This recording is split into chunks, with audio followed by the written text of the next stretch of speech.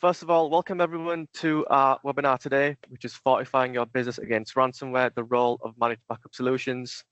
So I'm Umar, the Marketing Campaign Manager at Tiva, and today I'm joined with Andy, our Technical Director with over 25 years of experience in the enterprise technology space. So today's webinar is all about ransomware attacks because they are now becoming increasingly more sophisticated, I guess you could say. They're not just trying to, if I could give an example, a thief trying to steal your wallet, they're also a thief that's going to steal your wallet and break your leg so you can't go for help. They're not just trying to steal your data, but they're actually going to try and cripple your whole organization. So it's very, very hard to back up. So today we're going to explore how managed backup solutions can actually fully defend your organization against these threats. Cover current threats that are happening nowadays, as well as just go through strategies to protect your business. So as we go along with this webinar, there is a Q&A function. So if you do get any questions throughout whilst Andy is presenting, make sure you press that Q&A button, and then towards the end, we will read the question out to Andy, and hopefully he will give you the answer that you need. So without further ado, Andy, I'll give it across to you to take away with this webinar. Perfect. Thanks, Umar. So good morning, everybody. As Umar says, my name's Andy Pilkington. I'm the Technical Director over at Tiva. And I've spent probably the last 25 or 30 years working with our customers on design, deployment and support of their IT infrastructures. You know what? A large part of this time has been spent working with customers on how best to optimize, more importantly, protect the data.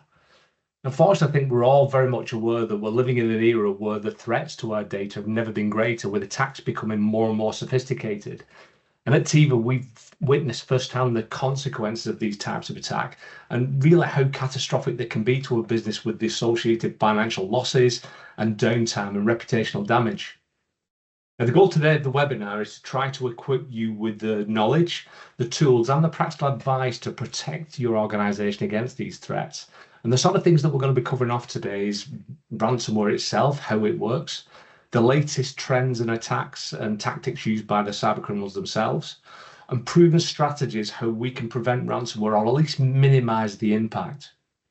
And fundamentally, this webinar and the information in it have been gathered from many years of supporting our customers during cyber events, along with working with cyber forensics teams, ransomware response teams, and the insurance companies during recovery. So one thing I think is particularly clear is that ransomware is a lucrative business for cybercriminals, and unfortunately it's not going away anytime soon. In fact, it's accelerating. And while I'm going to try and not overwhelm you with stats today, since there's plenty of them out there, we can absolutely confirm that ransomware incidents are becoming more and more prevalent each year. I think there's been times in an organization we've been dealing with 3 separate incidents in 3 separate organizations in a single day.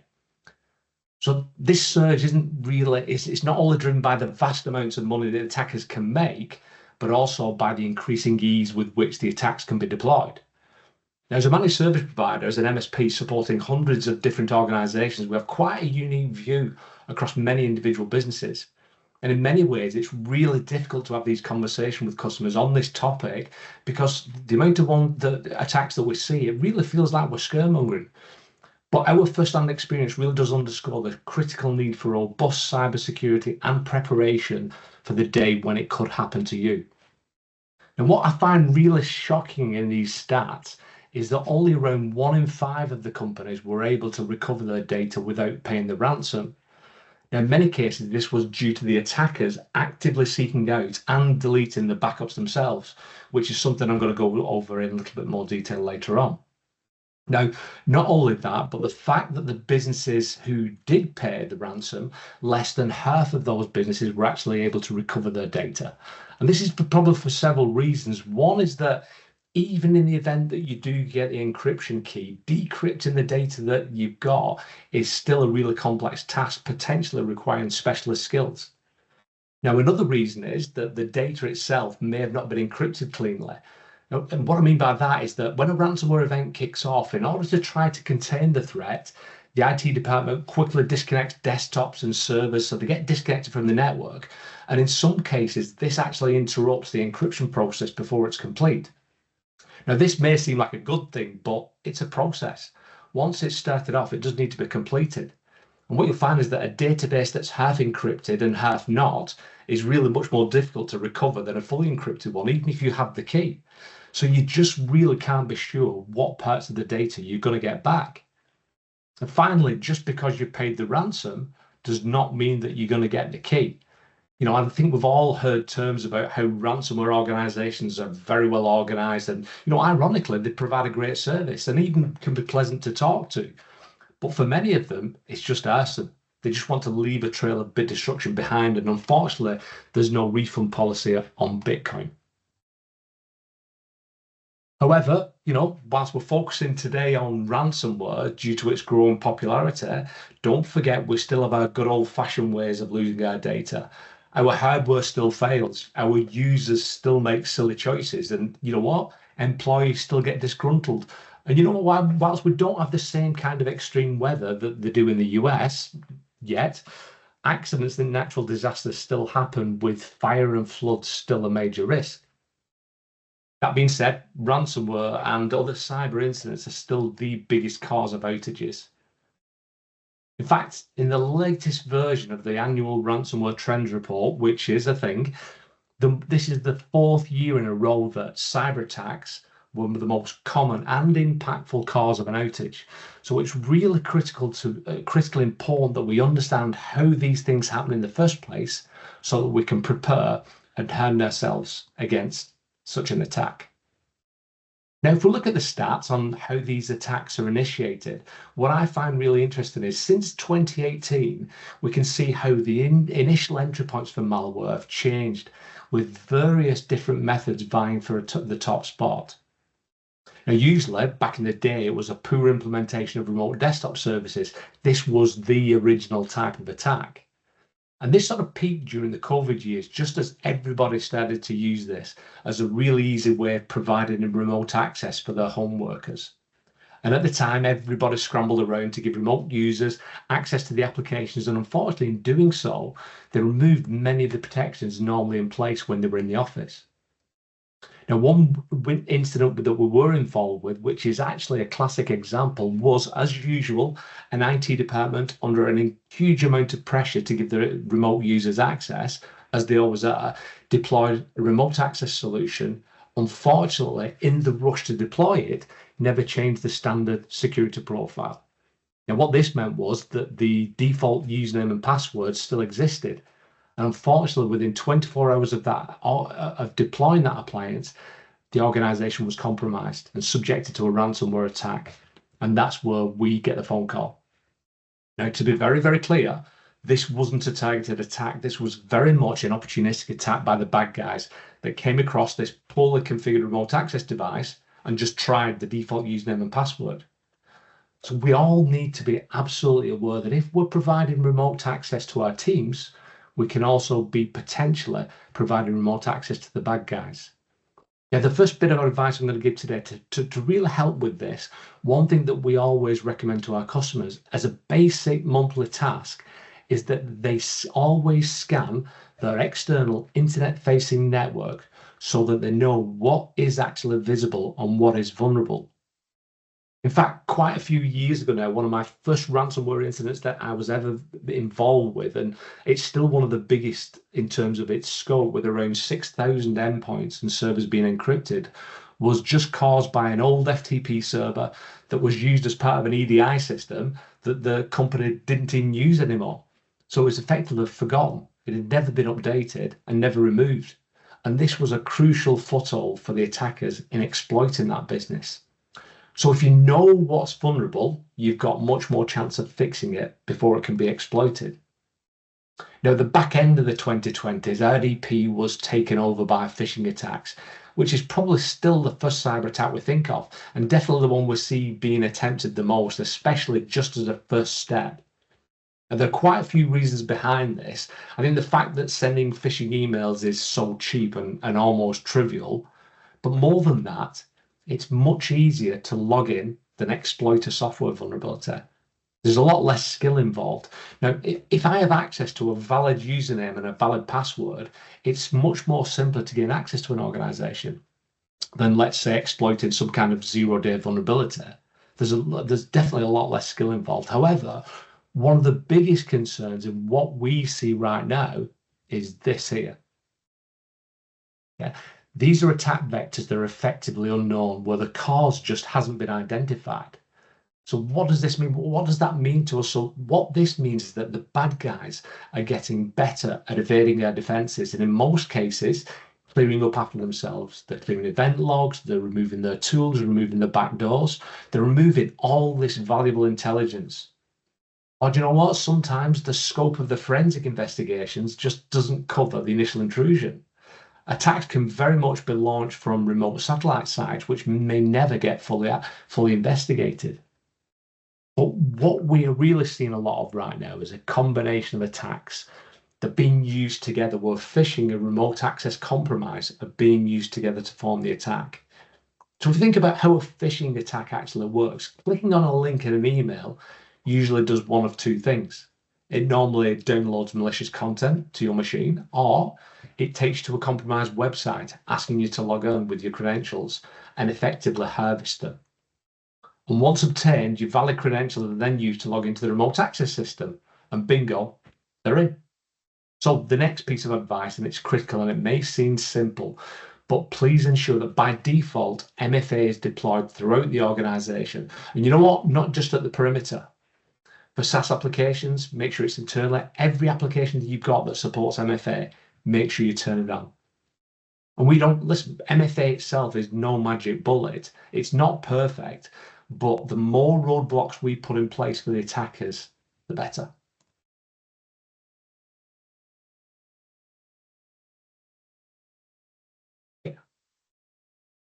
So in order for us to protect ourselves, we really need to understand how the attackers operate and how they compromise a business from start to finish. Now, many of you will have protections already in place, but what we see is that attackers are very, very patient, and they're always trying to take advantage of multiple chinks in your armor, one piece at a time. And lots of these failures need to happen in order for them to move through the network, move through the protections you may have, all the way through to where the ransomware itself can detonate.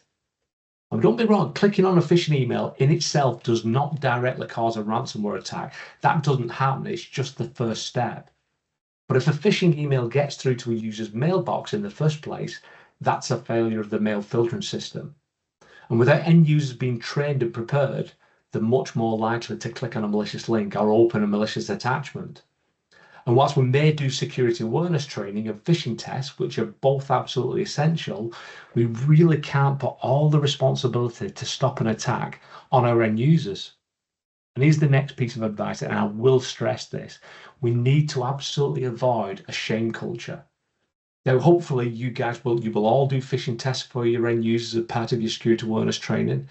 But blaming, and then you know what, in some cases we've seen punishment of end users for failing a phishing test is the wrong approach.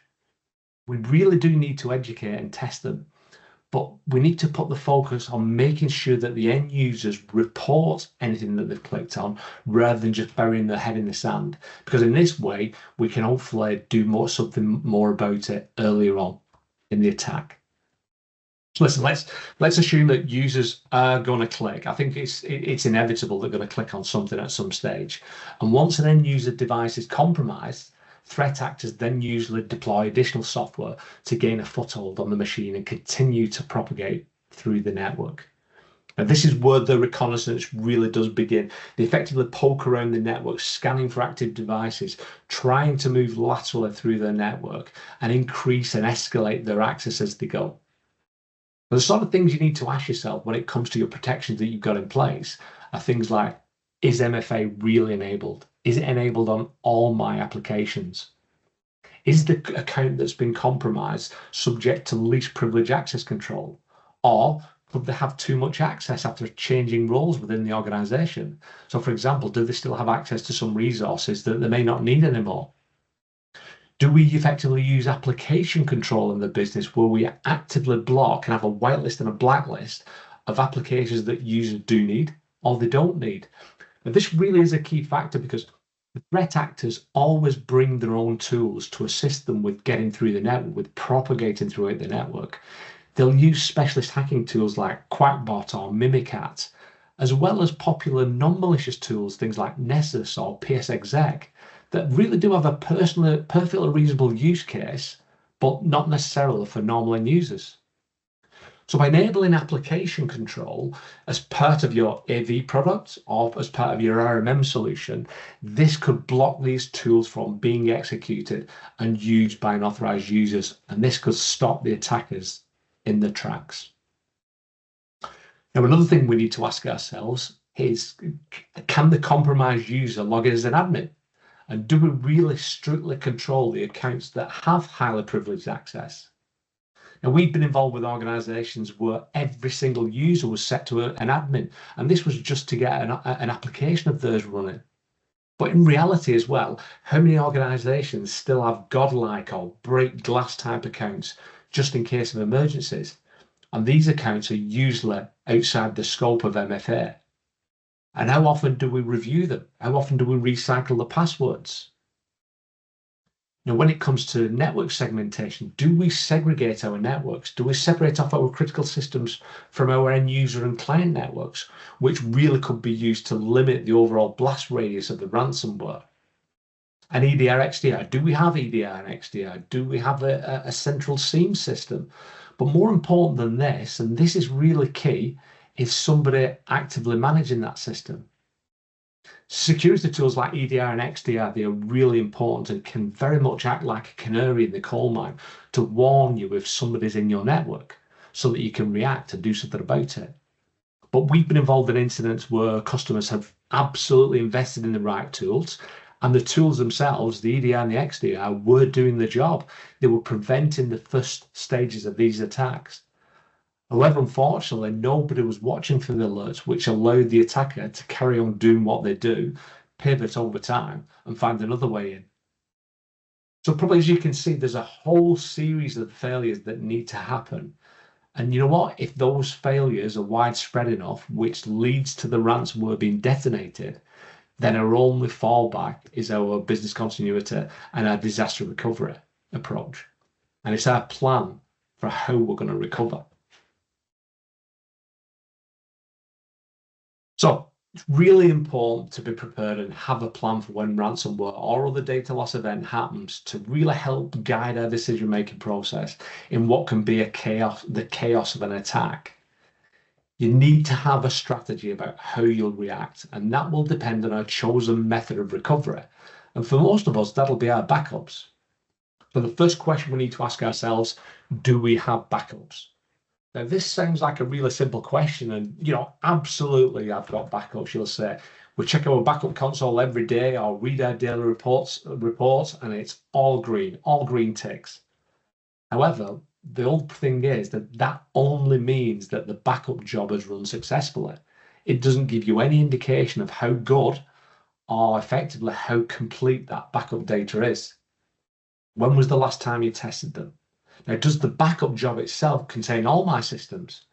I created a new SQL system last week. Has that been included in the backups? So really, this is a key point. How do we know? And we cannot take this for granted. And really, you don't want to be finding out that your backups don't work or aren't complete during the recovery process. It really is imperative that your backups are tested regularly. Now, we have a phrase for this. We call it Schrodinger's backup. Now, if you're a bit of a science nerd like me, you'll know that this is based on Schrodinger's cat. Now, if it's something that you're not familiar with, it's a famous scientific thought experiment on quantum mechanics about a cat in a box with a vial of poison. And you don't know if that cat is dead or alive without opening the box and looking at it. It's probably easier if you just go and Google it, because I'm probably not explaining it very well. What we do, we actually use this, we compare this to our backups. If we don't test them, we just don't know if they're any use. Effectively, the state of those backups is unknown, and we cannot trust any backup that we haven't restored. So I think we've built up a bit of a picture here about how ransomware, or why ransomware incidents can be so challenging, but there are also additional reasons why they're so devastating to a business, even those with a detailed disaster recovery planning exercise that they may have been practicing for years. Ransomware, let's be under no illusion, is absolutely a disaster, but it won't usually follow your normal disaster recovery plan. There are some very unique differences. Now, recovering from a standard type of disaster, the one we call the fire, flood, and blood kind, can usually be relatively straightforward, especially since we've virtualized the vast majority of our workloads and with all the advanced recovery technology available to us these days. In these types of incidents, the exact cause of the issue is usually quite obvious. Your storage array is on fire, your server room's flooded, and you know that you can follow your standard processes, go back to your latest backup recovery point and start the restore straight away.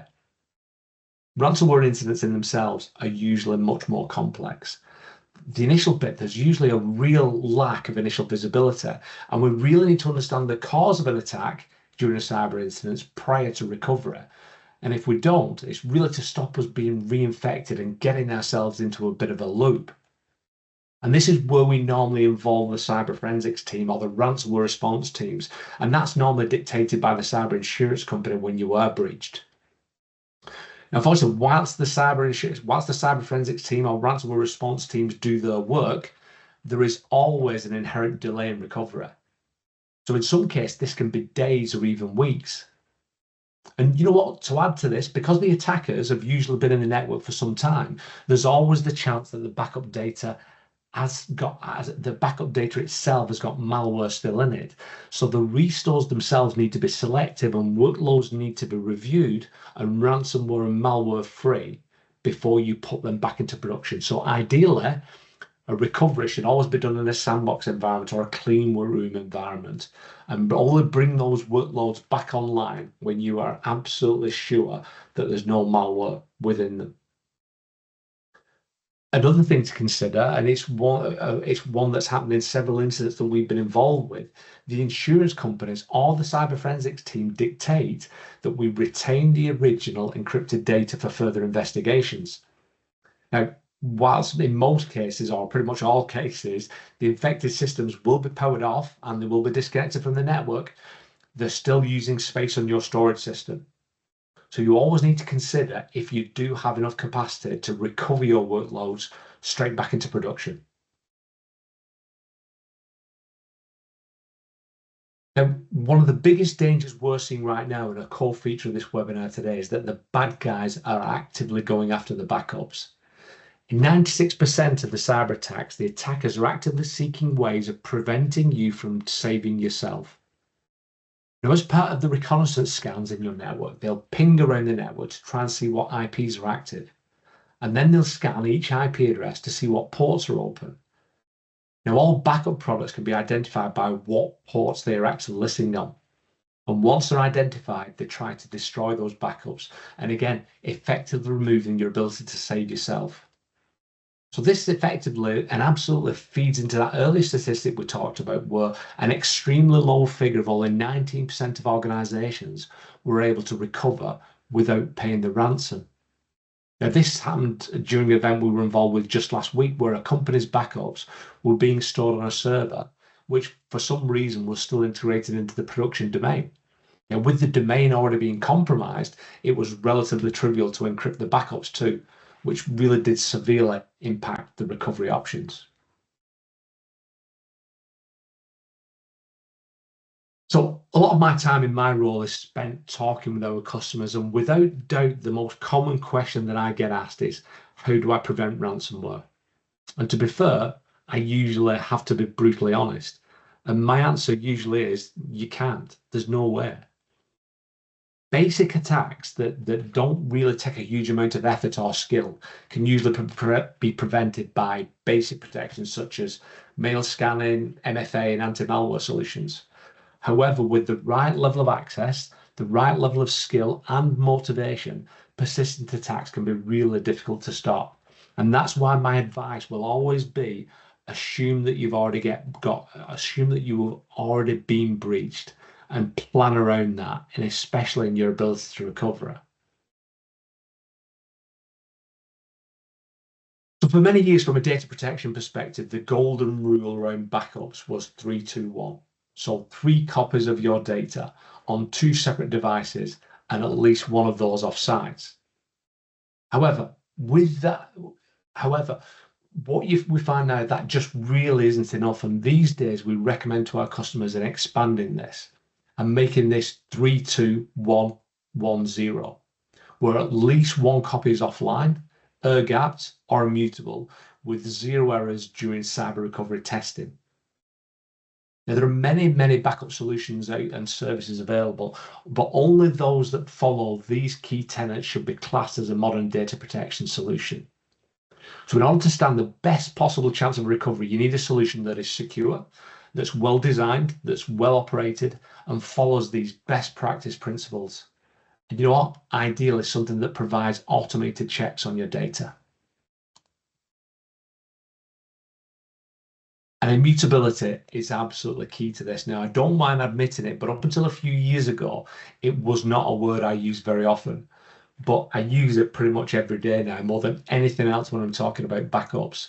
This is basically table stakes these days.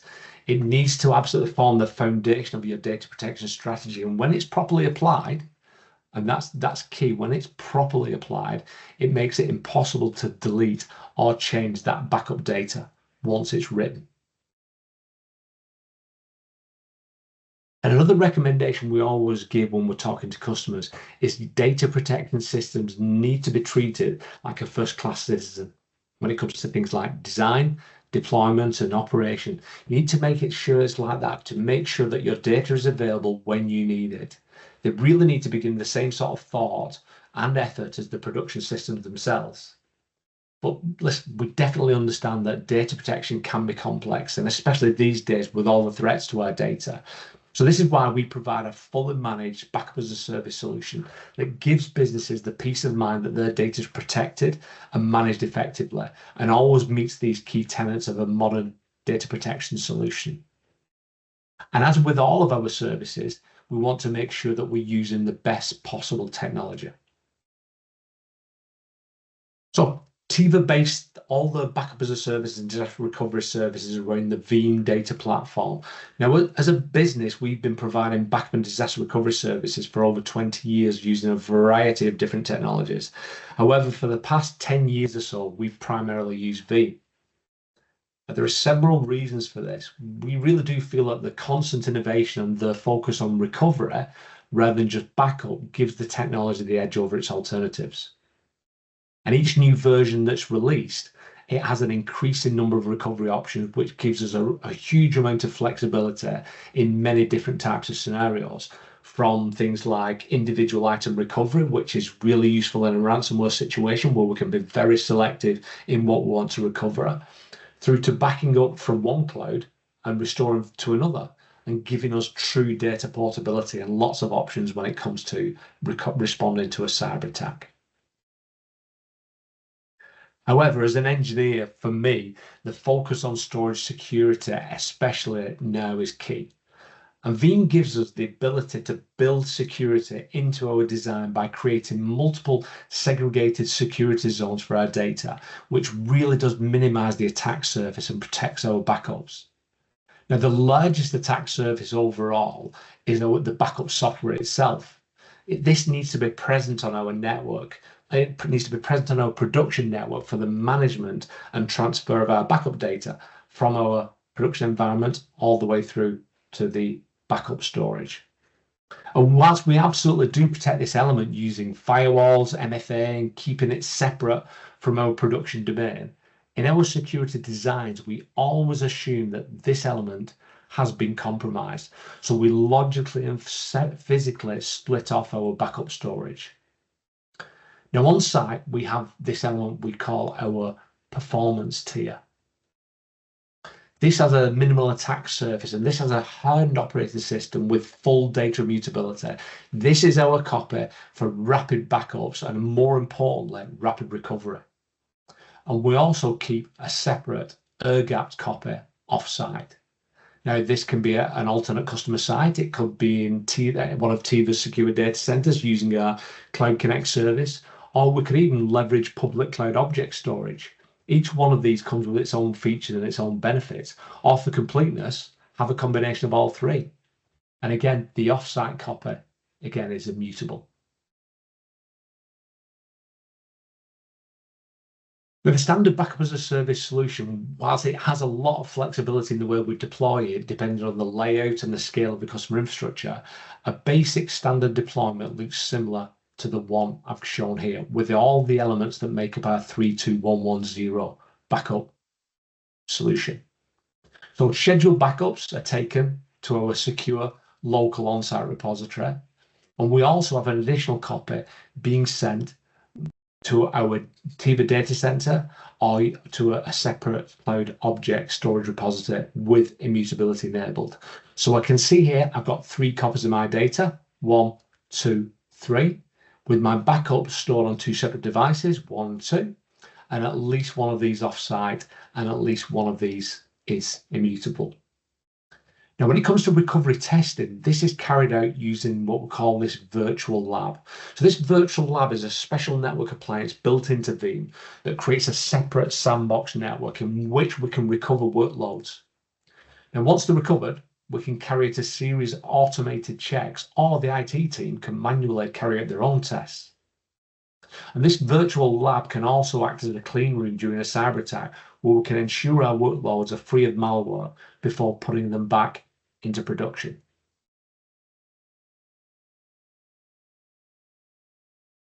So there are lots of things that we've talked about today that I want to actually show you how we implement in practice and how it allows us to follow the 32110 rule. So I'm going to show you a quick demonstration. And as with all live demonstrations, you're going to have to wish me a little bit of luck. So the first thing I'm going to do is launch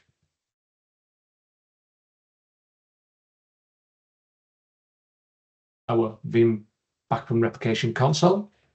And it's asking me, we've obviously deployed MFA to this system. So it's asking me for a code to log in.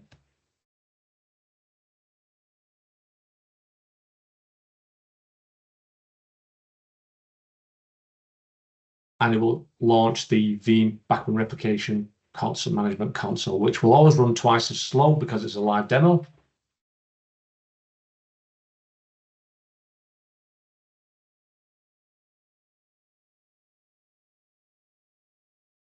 Okay. So from the console, we can configure our backup jobs. We can set schedules. We can monitor the status. We can look for successes. We can look for failures and making jobs complete. But let's look at the configuration of one of these backup jobs. The first thing I can see is all the VMs that are being targeted for backups. I can see what backup storage that I'm using. In this case, I'm using the backup repository UK repo hard 1, which is an immutable backup repository, and I'll cover that off in a little while. But one thing that I want to draw your attention to is a feature that's hidden away in the advanced settings here. And this is storage level corruption guard. Now, this is an automated check against my backup data. This effectively runs an integrity check against the latest recovery point to ensure that the data written to my backup storage can be read and it hasn't been corrupted in any way.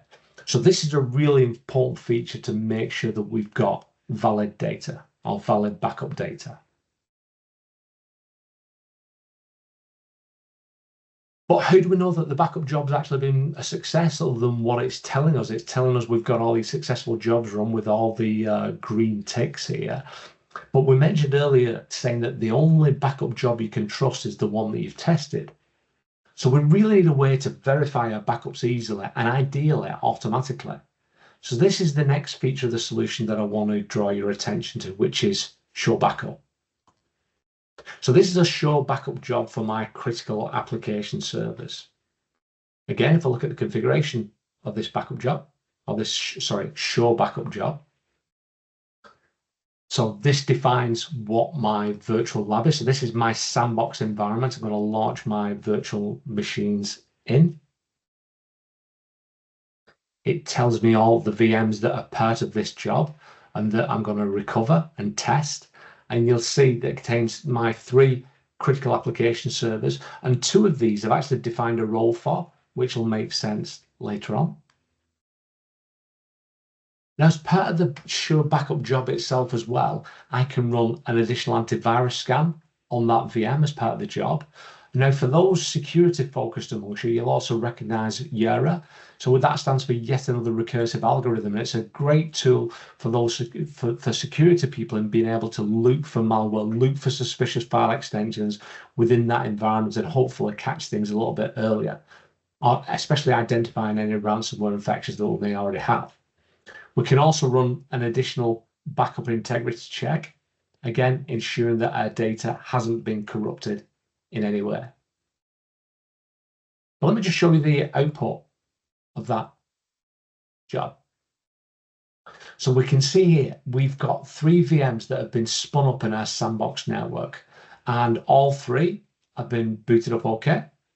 All 3 have received a heartbeat success. This means that the operating system booted up and effectively VMware tools as an application is running on those boxes.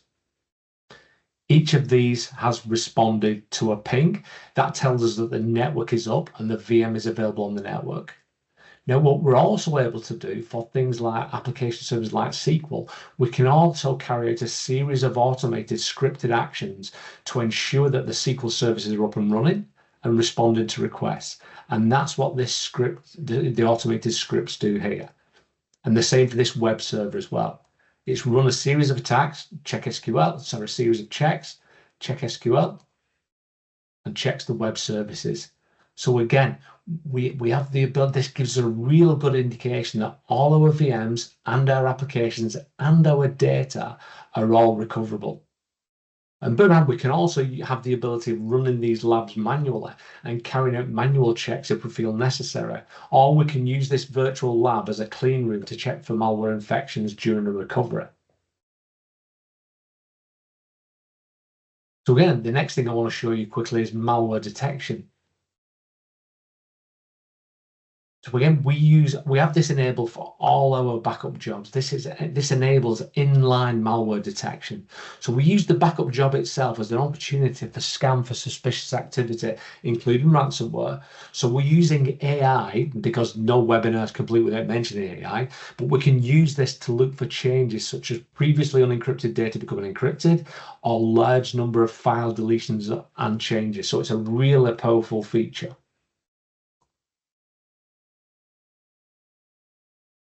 Now, the last thing that I want to cover off is probably the most important feature available to us in this battle against ransomware, and that's immutability.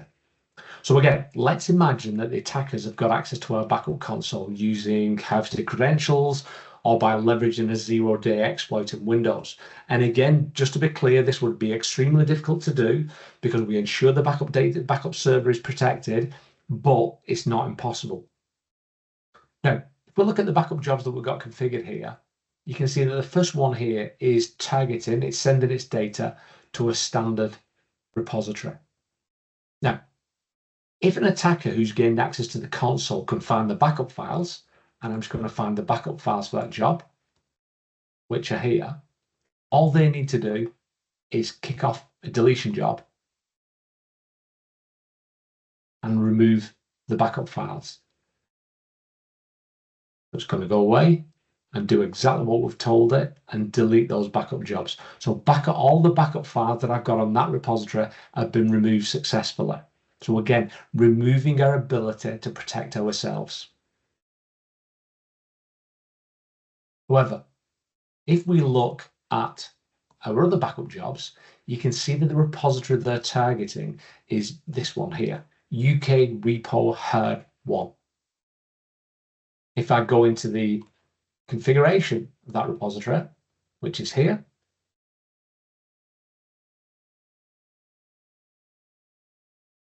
to be clear, this is a hardened Linux operating system that we're using for this repository.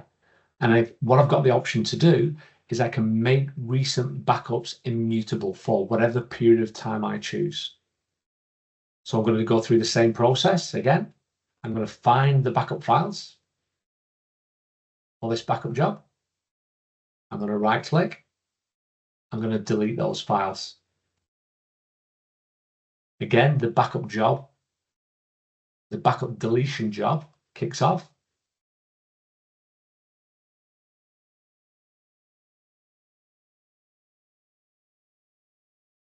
And you can see here, that job has failed because those backups are immutable.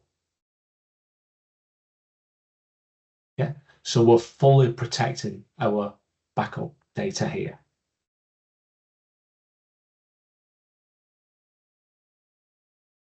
So as an extra level of protection, remember that 32110 rule with an extra copy offsite. We've got 2 additional jobs here that are copying that backup data offsite. So we've got here a copy job that's copying to the Tiva data center using the Cloud Connect service for disaster recovery purposes. But what we also do, we've got another copy going to some cloud object storage, again, keeping that offsite. And again, if we look at the configuration of that object storage backup repository,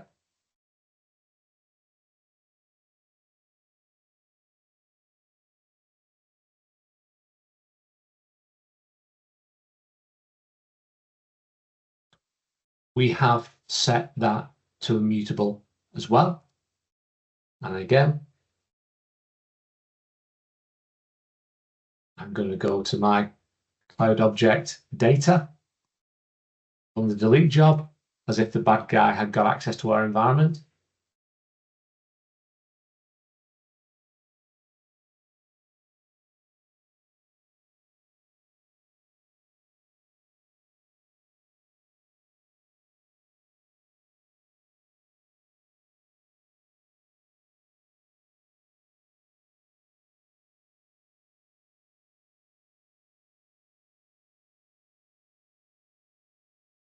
And again, that has failed to delete those backups because we've set that immutability feature. So no matter the level of access that I get to my backup server by the bad guys, I cannot delete that backup data. That is going to be still fully available to us no matter what I do to the live production environment.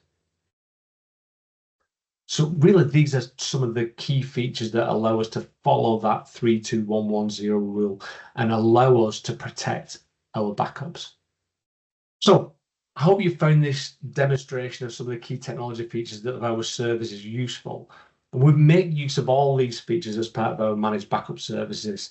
Now, as well as backup as a service, Tiva already also provide full disaster recovery services over to our secure UK data centers. We can assist with ongoing management or co-management of an existing solution, or even provide audits or reviews or health checks of existing solutions. Or you can also just take advantage of our expertise by involving us in the design, planning and deployment of your own solution, as well as helping you with disaster recovery planning and testing. And to add to this, we're now offering an enhanced version of our Backup as a Service tool called Backup as a Service Plus. Now, this is a service which really allows us to differentiate ourselves and double down on the fact that we can recover your data by providing a certified data recovery warranty.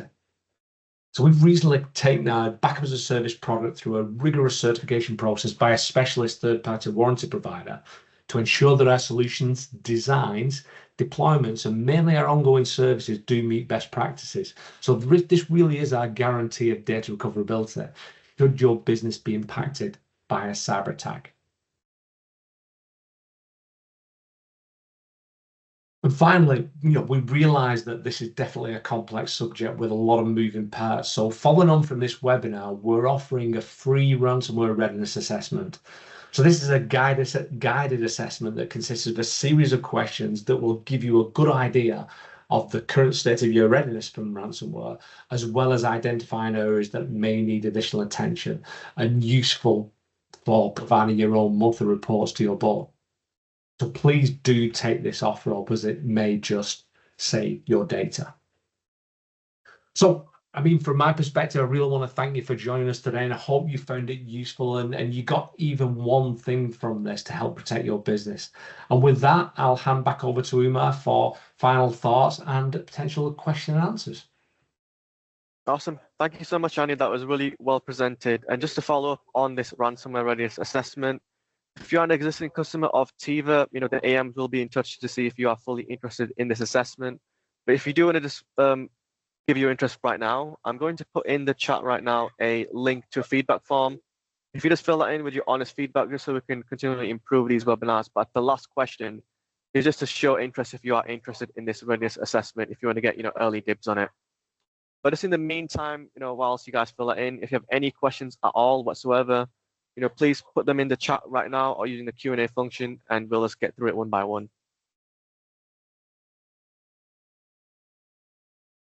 But while those questions come, I just want to sort of repeat what Andy said and to say thank you so much for joining this webinar. We are getting into the habit of doing a lot more of these events and virtual sort of webinars to obviously promote how we are a big thought leader in the IT space, and obviously ransomware a massive topic, and we've done AI in the past. We've got many more to give out to you guys, so please follow us on our social accounts as well, because we will be promoting a lot more webinars, and we want you guys to be there for pretty much all of them as well.